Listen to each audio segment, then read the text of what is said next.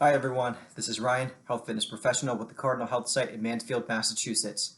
In today's video, I want to go over a different technique we can use for the pull-up. This one, it's a 4-2-1 technique, or in this case, it's a 2-4-1. I'll explain later. And I also want to talk about how to improve our grip for exercises like the pull-up. Before I begin showing you my demonstrations, I do want to point out that in these demonstrations, I am doing bodyweight pull-ups, but just because I'm doing that myself doesn't mean you can't do alternatives for these techniques, like having a box under your feet or using the assisted pull-up machine we have at the fitness center. So this is meant to be for everyone, so please stay tuned and let's get to the demonstration. So as mentioned earlier, I'm using the technique known as the 4-2-1, or in this case the 2-4-1 technique, where I'm going to be holding myself up for about 2 seconds, lowering myself down at a 4-second period, and I'm going to pull myself up as fast as I can around a 1-second period. This is a very effective technique because it doesn't just work on contracting the muscle on the way up. It helps to focus the muscle on the controlled lowering phase on the way down, which is much better for developing strength. Also, it does avoid the rush that people tend to go through with these pull-ups, therefore missing out on the results. So in this way, you won't miss out on any results you should be getting during your pull-ups.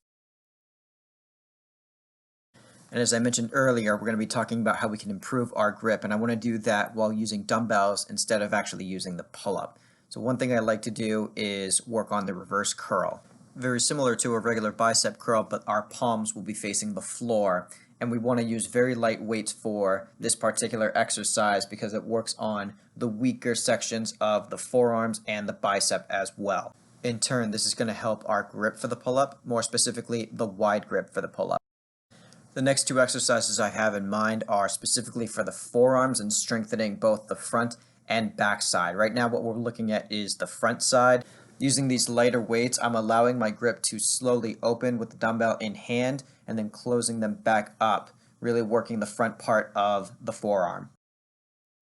And the last exercise is working the back side of the forearms. So the palms will be facing down towards the floor, and we're going to bring our hands from a lowered position to neutral position in the wrist. We don't want to go much higher than that. It's not the most comfortable position for our forearms or wrists, so we want to stick with the neutral position on the way up.